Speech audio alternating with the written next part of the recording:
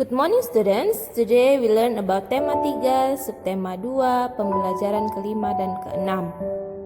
Sebelum kita memulai pembelajaran kita, Miss ingatkan untuk kalian tetap berdoa. Tahukah kamu penemu komputer? Apa manfaat komputer bagi kehidupan masyarakat? Nah, sekarang kita perhatikan teks berikut ini. Charles Babbage mengubah dunia dengan komputernya. Nah, anak-anak Miss boleh membacanya kembali di rumah. Perhatikan baik-baik bukunya. Ya, ini adalah contoh teks eksplanasi ilmiah. Ya, Charles Babbage mengubah dunia dengan komputer. Mesin hitung ini bermanfaat untuk mengurangi kesalahan menghitung. Komputer yang ia temukan semakin berkembang dari waktu ke waktu. Tahukah kamu bagaimana perkembangan komputer saat ini? Nah, 500 sebelum Masehi, alat hitung tradisional abacus. Lalu tahun 1821 komputer pertama ditemukan. Dan tahun 1939 komputer listrik dibuat. Kemudian tahun 1971 electronic mail atau email, surat elektronik pertama berhasil dikirim. Dan tahun 1973 komputer pertama menggunakan keyboard dan mouse. Tahun 1975, komputer dengan harga terjangkau untuk rumah atau home computer. Tahun 1983, internet dengan jaringan global diciptakan.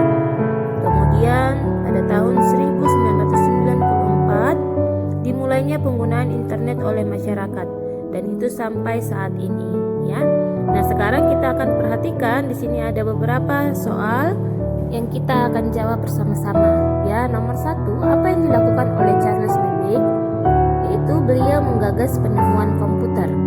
Soal nomor 2, apa dampak penemuannya bagi dunia? Dampaknya yaitu menekan kemungkinan kesalahan menghitung saat itu serta memberi gagasan kepada penemu lain untuk mengembangkan komputer hingga menjadi komputer seperti sekarang ini. Soal yang ketiga, apakah kamu merasakan manfaat komputer saat ini? Manfaat apa yang kamu rasakan? Dapat mencari ilmu lebih luas lagi, mempermudah ketika menyusun tulisan, mengerjakan tugas menjadi lebih mudah, bisa menonton video, menyetel musik, bermain game, dan mengobrol lewat media sosial. Ya. Lalu bagaimana perkembangan komputer? Jelaskan jawabanmu. Awalnya komputer berupa alat untuk menghitung, kemudian berkembang menjadi komputer listrik, lalu komputer dengan mouse serta keyboardnya, kemudian home komputer murah, lalu komputer dengan akses jaringan internet, hingga menjadi komputer multifungsi seperti sekarang. Mengapa komputer terus berkembang? Untuk memudahkan pekerjaan manusia serta mengikuti kebutuhan zaman yang semakin maju. Soal berikutnya, apa dampak perkembangan komputer bagi manusia? Yaitu memudahkan beberapa pekerjaan manusia seperti mengetik, mencari sesuatu di internet, sebagai alat transaksi, menyimpan dokumen-dokumen penting, dan sebagainya. Soal yang berikutnya, apa yang terjadi jika komputer tidak ditemukan? Pekerjaan manusia tidak semudah ketika ada komputer, karena pekerjaan dilakukan secara manual, sehingga kemungkinan terjadinya kesalahan pekerjaan lebih besar. Contohnya kesalahan menghitung. Soal berikutnya, apa dampak yang ditemukan komputer dalam bidang pendidikan?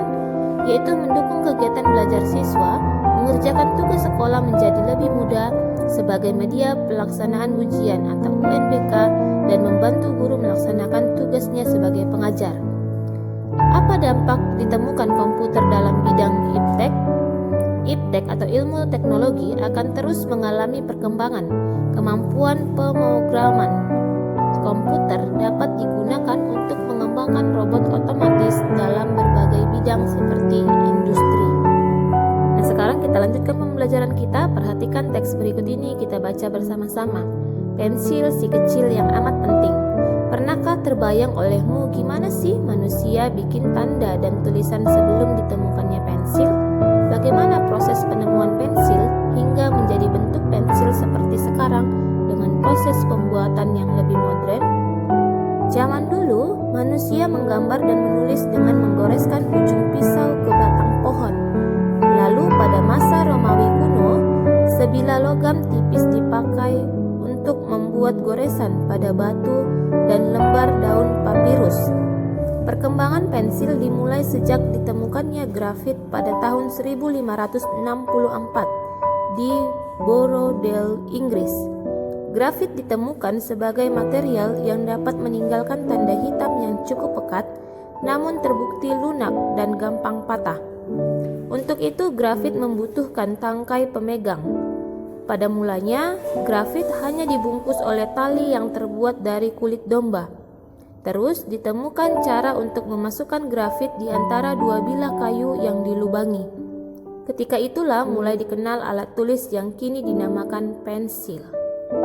Pensil mulai dibikin secara massal pada tahun 1662 di Nuremberg, Jerman.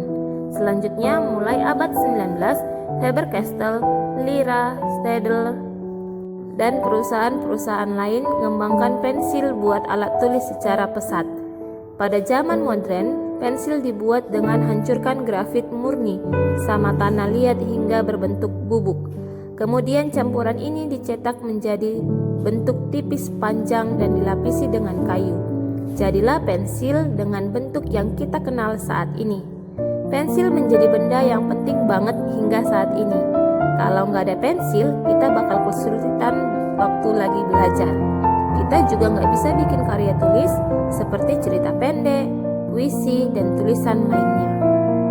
Nah, sekarang di sini Miss sudah membantu kalian untuk membuat struktur teks eksplanasi ilmiah dari teks yang sudah kita baca barusan.